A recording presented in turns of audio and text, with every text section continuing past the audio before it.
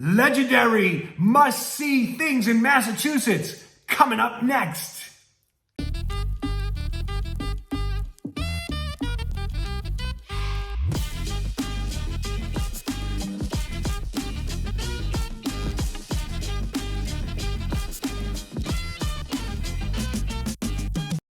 Hey everyone, you know my name is Matt Swerk. I'm a local real estate expert right here in the state of Massachusetts. Some of you know I'm a performance and a income acceleration coach, and no one really knows I'm about to start a new business in Africa as a tour operator, bringing people on safari. So what's this channel all about? We talk everything about Massachusetts, places to go, people to see, all the amazing things of our state. Today we're talking about some of the historic villages we have here. So you have questions, we have answers, reach out to us any way possible. Definitely click that little subscribe button and hit the bell. That way every time we make a new video, you're gonna get notified. We appreciate the support on the channel. One thing you have to remember when it comes to Massachusetts, we've always got your back. All right, my friends. Oh, it's so good to be back here on the channel. We might have missed 2 weeks, and in one of the previous videos, we explained that we've been traveling quite a bit, doing a lot, and as I just stated, we have a brand new business that we're working on that I'm so fired up about. So how did this idea of safari come up? Well, I set this, what was referred to as a C-type goal of going on safari for 2 months. I put that to the shelf because I had other goals in regards to passive income that's really our spotlight. And it was really interesting because my wife kept saying, like, Matt, what are you so passionate about? And I'm like, I love animals, I love nature. And I started thinking, I'm like, what does that mean? Like, am I gonna go buy a zoo? I'm gonna work at a zoo? I'm gonna become a veterinarian? Like, what is this all about? And little by little, that idea, started to creep back in my mind about safari. And I woke up one day and I said, you know what? Instead of going on safari, I wanna own a safari company so I can go any point in time and really help people fulfill that bucket list of something that they think is so unattainable, and really bring in some different concepts as far as creating an experience versus just going on a quick vacation or an extended vacation. So yeah, stay tuned. If anyone's ever dreamed about going on safari or you're interested in what we're doing next, definitely reach out to us.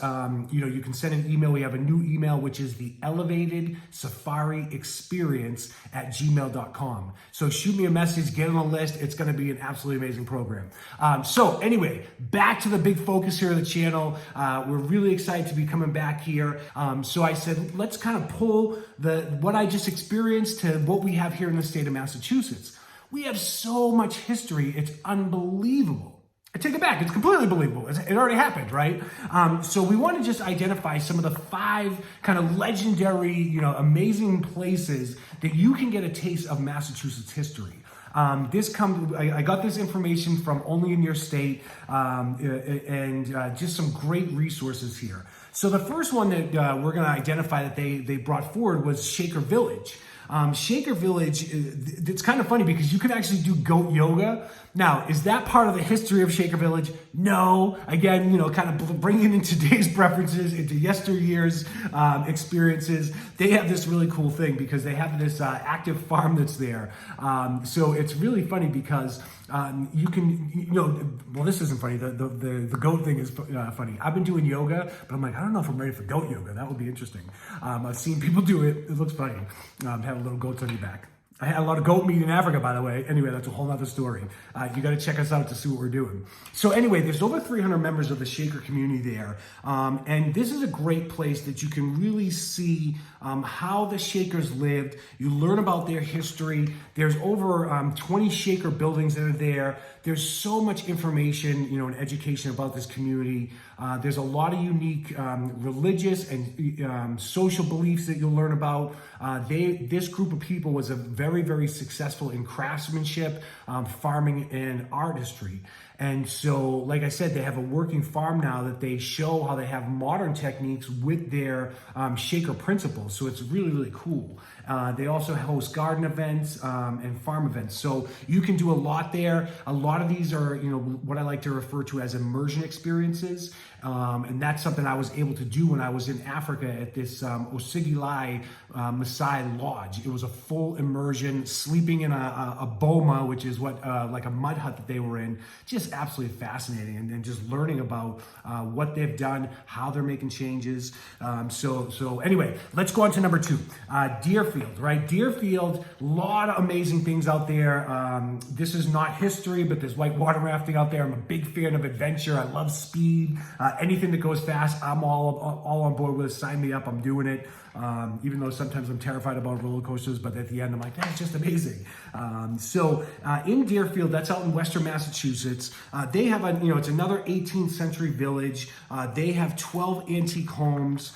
We have a lot of antique homes here just because of our history, and a lot of some of those homes go back to the 1700s. So that's a little old, and it's funny because being in the real estate space, people would say like, would you buy a house that's 1800s? I've bought in rental properties that are 1800s, and we always have that little joke of like, if it hasn't fallen down now, it's not going to fall down. Right. And then I channel my grandfather of like, they just don't make it like they used to. And, it's funny because if you come to our area and you are in some of the basements, they literally will have tree trunks that are supports, or as far as, what do you call them? I can't think of the name. Not ledger boards. Oh my gosh. I'm gonna keep searching for this, and Tyler's like, Matt, you're off the rails. So, but you'll find tree trunks, and people are like, again, is this safe? It's not like nothing's happened to it. It's been here for 200 years. You're in good shape. 223 years. You're in good shape. So out in Deerfield, they do basket making. They show people how they preserve food. They show about open hearth cooking, which was very, very influential here. They have all kinds of hands-on learning experiences, a lot of period artifacts as far as silver and furniture and art that's on display there. And they have this really cool early museum called the Flint Center of Early New England. So you definitely got to check that out. All right, number 3, this one I just love. We used to take field trips out here all the time. It's Old Sturbridge Village. Again, it's not Western Mass. I mean, as a kid, I was like, that's out in no man's land. However, it's on the border of Connecticut, kind of close to like where Route 91 is, but if you don't know the roads, I'm just talking gibberish right now. It's not as far out as, Deerfield or the Hancock Shaker Village, which is a little further out. So what I love about Sturbridge Village is it's one of the largest historic villages that we have in Massachusetts. Old Sturbridge Village has over 200 acres, and it's really a reenactment of an 1830s local town. They brought 40 buildings that were moved here to create this whole experience, and it has all kinds of furniture, artifacts. It really tells a story of what it was like to live over 200 years ago. They have gardens, they have all the heritage bred animals, all kinds of history. And this is what I refer to as another full immersion experience, because you have people that are dressed in the clothing of the era. They talk in that, as it's still going on at that time, that it's not the year 2023. So you see what the jobs and tasks were and how people lived during that time. So that one I got really excited about when I was doing research. I'm like, yeah, Old Sturbridge Village.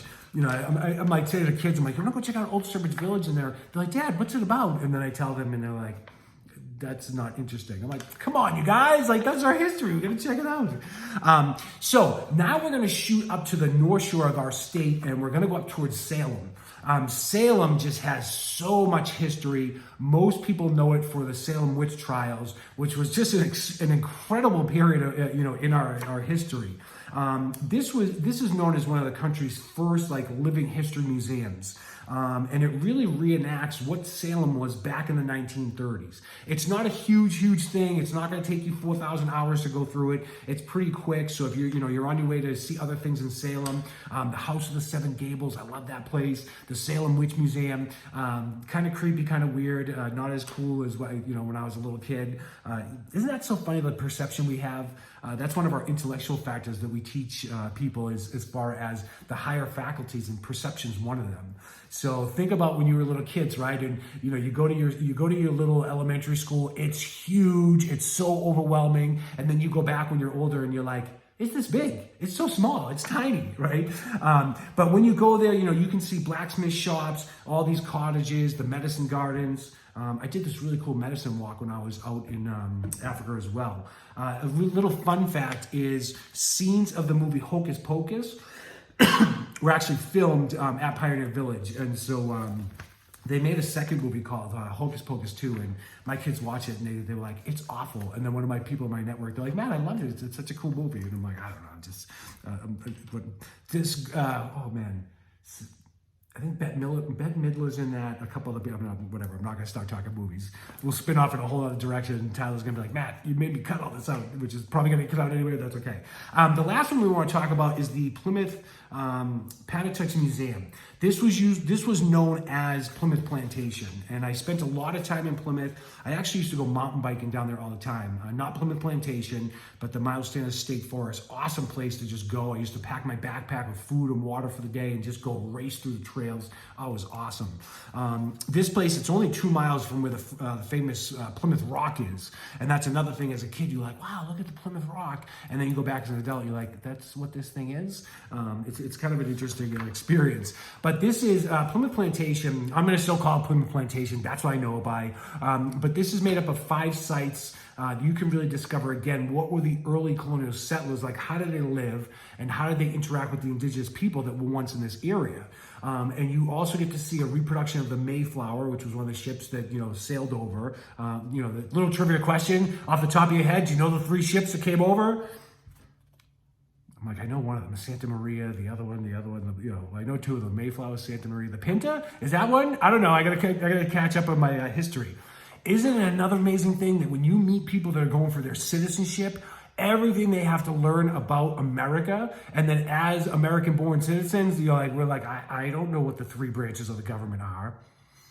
We would all get thrown out of this country. Well, maybe, at least I would. So I'm sorry, America. I love you. I appreciate the freedom and everything you have to offer. But you could also learn about the Wampanoag community. There's a tour of the working grist mills. There's a lot of grist mills in the state. And you can learn and play some 17th century lawn games, right? So I don't think they had lawn darts that had like the big spike in them that they had to discontinue because people got hurt with them. And now they have those little, kind of cradle things. So if you have no idea what I'm talking, Google lawn darts and see what comes up.